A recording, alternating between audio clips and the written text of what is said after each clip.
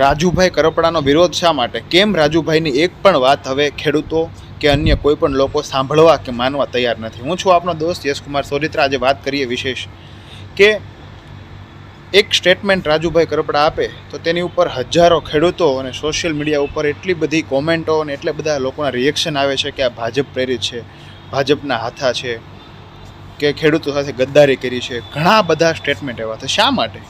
તો દોસ્તો, કોઈ પણ માણસ જ્યારે સત્તાની સામે લડવા એક જૂટ થઈને ઘણા બધા લોકોને ભેગા કરે, ત્યારબાદ લોકોને વિશ્વાસ અપાવે આક્રમક અંદાજમાં કે આ ભાજપ સામે છેલ્લી ઘડી સુધી લડી લેવું છે, પરંતુ પેલી જ ઘડીએ બદલી જતા હોય, પેલી જ ઘડીએ ડરી જતા હોય, પેલી જ ઘડીએ બદલાઈને અન્ય પાર્ટીમાં જવાની વાત અને અન્ય પાર્ટીના કામ કરવા લાગે તો લોકો શું કરે?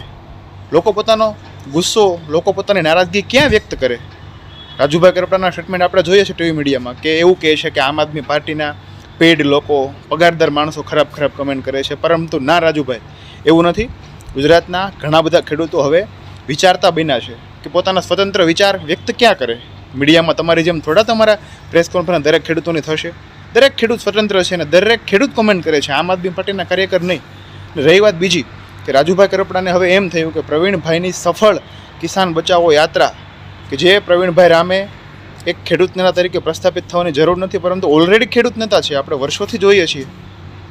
એમણે અધ્યક્ષતામાં ઘણા બધા આંદોલનો સફળ રહ્યા છે અને ઘણા બધા સફળ થવાની કગાર ઉપર છે. તો એ પ્રવીણભાઈ રામની અધ્યક્ષતામાં જે કિસાન બચાવો યાત્રાનું સફળ સમાપન થયું, ત્યારબાદ રાજુભાઈને એમ થયું કે આ તો પ્રવીણભાઈ રામ ખેડૂત નેતા પ્રસ્થાપિત થઈ જશે, તો મારું શું?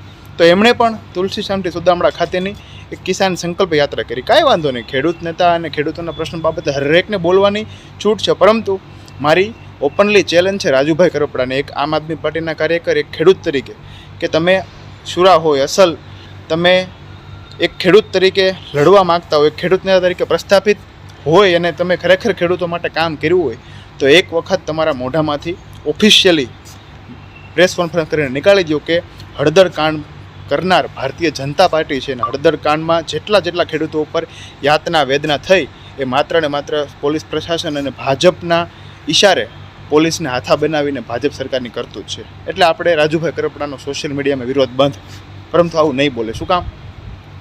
રાજુભાઈ કરપડાનો વિરોધ શા માટે? આ જેનો પ્રશ્નનો જવાબ છે કે રાજુભાઈ ભાજપમાં જશે કે નહીં, એ પ્રશ્નનો આ જવાબ છે. એટલે લોકો સમજુ છે અને લોકો સમજદાર છે, એટલે તમારે કરવી એટલી પ્રેસ કોન્ફરન્સ કરો, પરંતુ લોકો એ માત્ર ને માત્ર આમ આદમી પાર્ટીના કાર્યકર નથી. ક્યારે આટલા બધા હોઈ જ ન શકે. એક નવી પાર્ટી છે, નંબર 3 ઉપર હાલમાં છે કાર્યકર્તાની દ્રષ્ટિએ, છતાં પણ આટલું બધો જે રાજકીય તમારા એક સ્ટેટમેન્ટ ઉપર લોકો જવાબ આપે છે, તો એ કોણ છે? એ ગુજરાતના 54 લાખ ખેડૂતો છે. એ ખેડૂતો છે જે ખેડૂતોને લાગ્યું છે કે ક્યાંક અને ક્યાંક નારાજગી છે રાજુભાઈ કરપડાથી.